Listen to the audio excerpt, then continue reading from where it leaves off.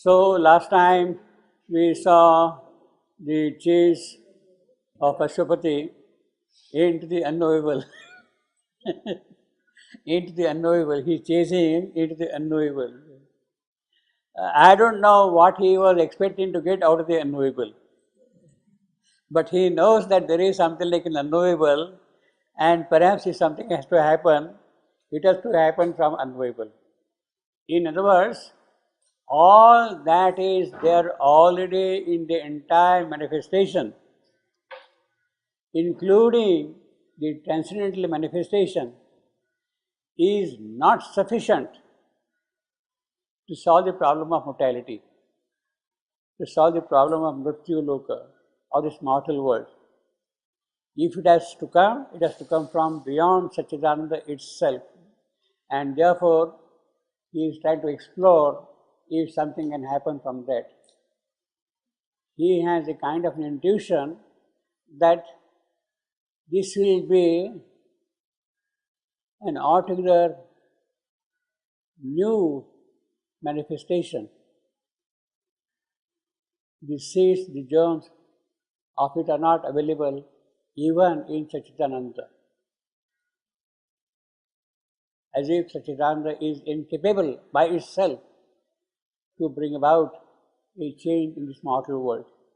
If death has to go away, if falsehood has to go away, if all those things which are obstructing the possibility of supramental manifestation upon earth had to come, then there should be something much beyond the entire manifestation. And therefore he is chasing the unknowable. In other words, he is actually casting the seeds of a new change in the unknowable. He is sowing the seeds of a change in the unknowable, impregnating it, so that it can germinate and something can happen here. It was not there even in the unknowable, and therefore he is putting something there that it can come out, sprout and flourish here in this world, you see.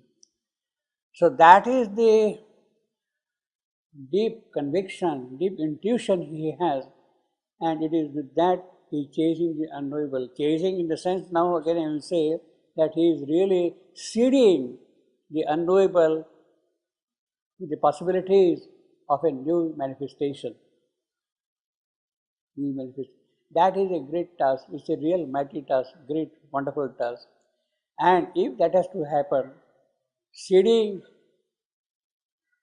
those germs, those elements in the unknowable is one aspect of it, but then ultimately they have to come back into manifestation. And who is going to do that manifestation? She, his power, his executive Shakti. She alone can accomplish that kind of a thing, you see. Therefore, he is approaching her now with that idea. The idea is cast in the unknowable of a new manifestation. The germination of the idea is her task, and she has to come forward and do the things. Therefore, we have got here the first section, therefore, to free the self is but one radiant place. Here, to fulfill himself was God's desire. To fulfill himself, himself of course stands for God. For God to fulfill God, here is his desire. That is the element of manifestation which is present in the unknowable.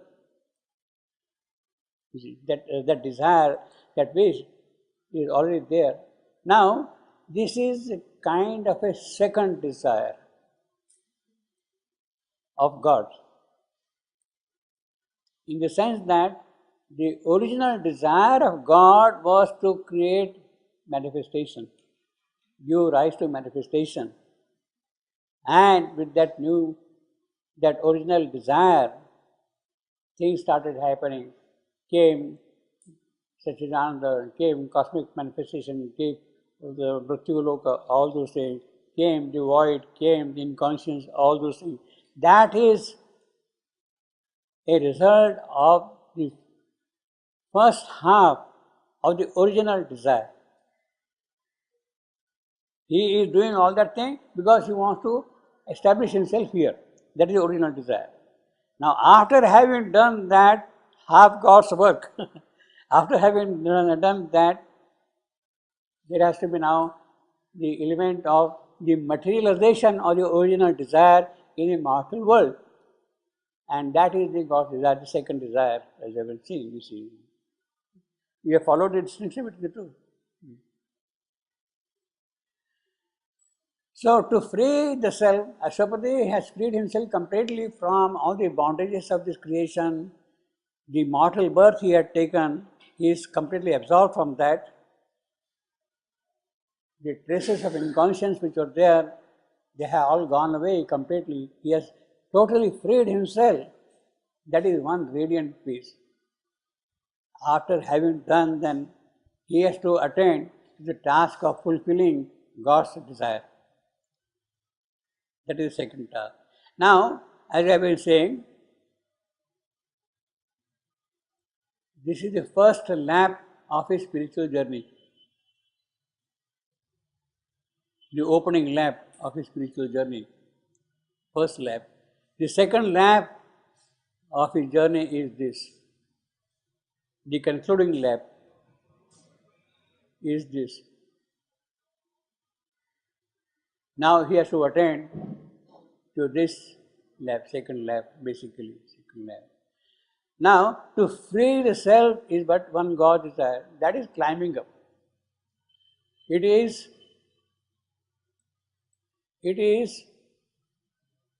swimming upstream. Climbing up, you are climbing up, going back to the original source. You are here, you are climbing up to the transcendental. So it is swimming upstream. Whereas this one, I will say, is swimming downstream. This one is swimming downstream. So he has already done one part of it, swimming upstream. He has reached the transcendental, he is on the verge of the unknowables, he is at the threshold of the unknowable and all that. That is the swimming upstream. He has accomplished that.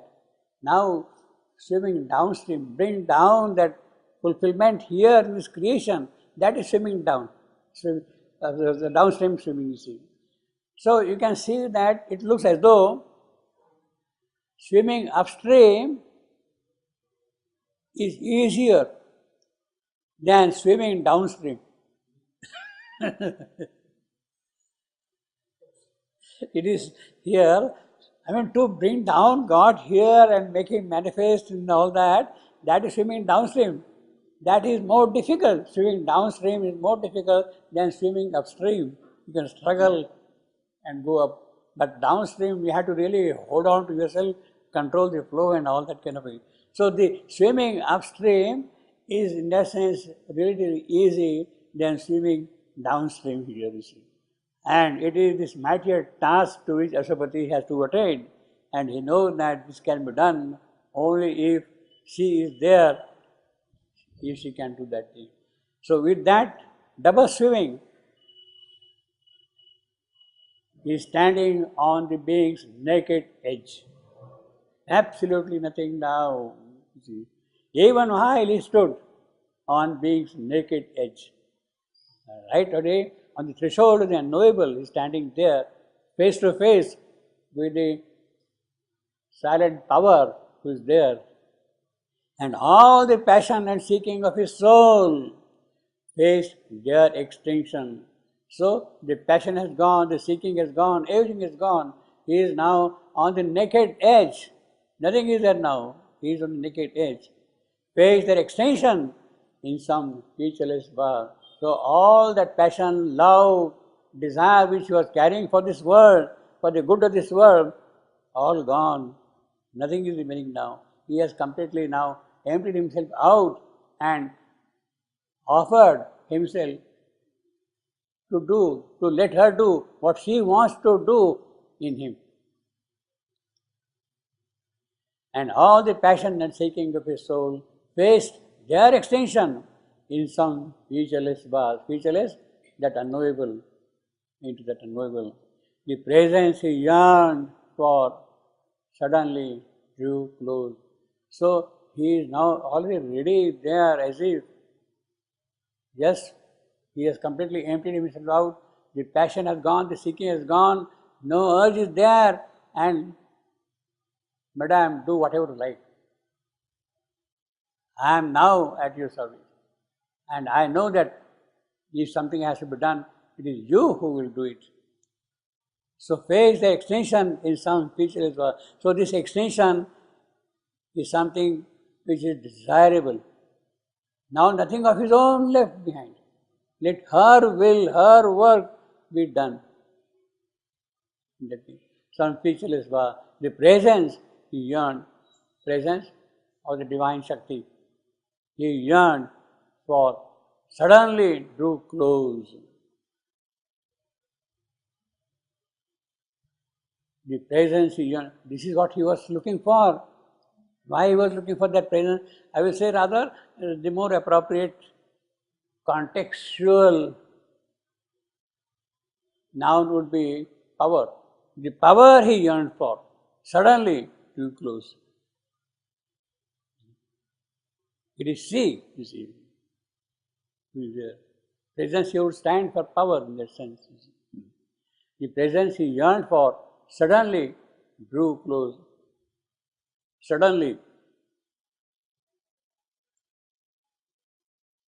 Suddenly for whom?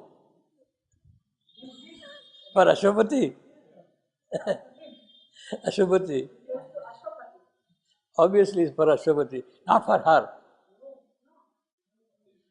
She is not coming suddenly.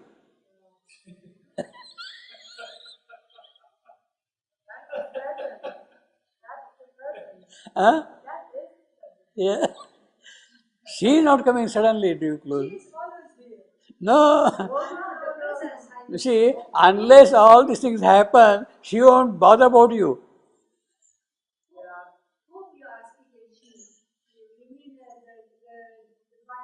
Yeah, the presence. Yeah.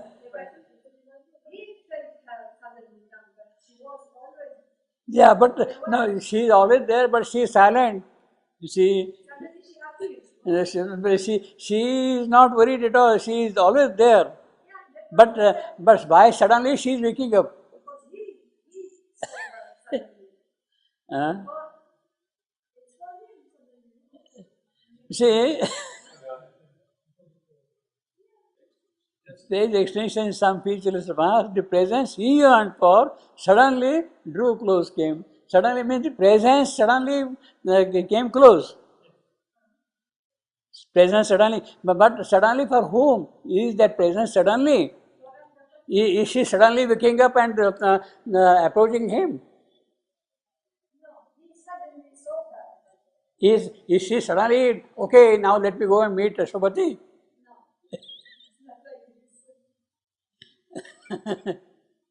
It is not that. Actually, of course, the sudden is for Ashwapati. Why it is suddenly? Because he has gone through the entire travel and as if nothing was happening. Yes, absolutely there, unknowably there, she is there, but nothing has been. No response is coming forward. No hint is there, no clue is there that something new to happen. He was not getting any suggestion anywhere at all that things might change and happen, you see. Although he is expecting, he wants that thing to happen. And it is in that state of his, he sees suddenly something happening. As far as she is concerned, the whole process is a kind of a gradual development. He has built up the necessary foundation, the adharas, the support, the tapasya has risen to the quality that she can now present herself to him. So it is not sudden for her. His tapasya has matured sufficiently that, okay, now let me go and meet Ashwapati. So it is not, she is being every angle, every aspect of it, and in a kind of a very calculated manner, now she is presenting herself to him. So suddenly is not for her at all. Suddenly, because Ashwati was having hesitation, was having doubt, was having some kind of an apprehension whether things will happen or not, in spite of all that, you see. And therefore, suddenly now he sees the divine presence in front of him, you see.